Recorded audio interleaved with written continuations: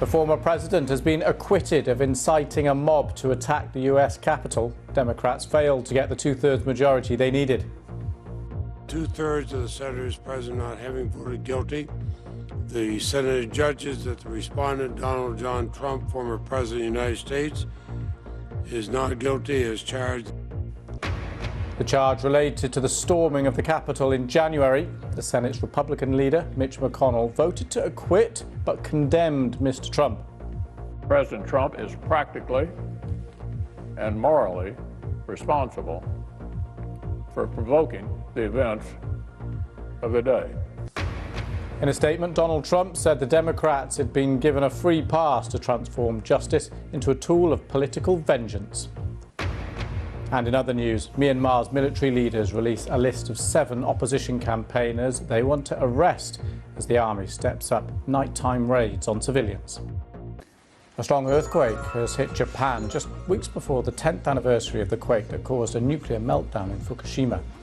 At a magnitude of 7.3, the earthquake produced powerful shaking along parts of the east coast and was felt strongly in Tokyo, but triggered no tsunami alert. More than 50 people have been reported injured.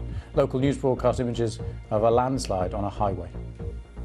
South Africa is to reopen 20 of its land border crossings closed last month to try to stop the spread of coronavirus. South Africa has recorded the highest number of coronavirus infections and deaths on the African continent, with more than 1.4 million cases and more than 47,000 deaths. The country has been hit hard by a second wave of infections linked to a local variant identified at the end of last year. Here in the UK, Heathrow Airport says there are still significant gaps in the hotel quarantine plan due to come into effect in just 24 hours' time. Arrivals from 33 countries will have to spend 10 days in government-designated accommodation as officials try to prevent new coronavirus variants from coming into the country.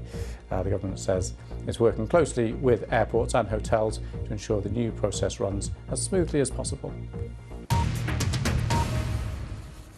Now, this should have been one of the most joyous weekends in Brazil's calendar. Rio Carnival is one of the biggest parties in the world, but this year it's been cancelled. It's hit businesses hard in a country already devastated by the pandemic.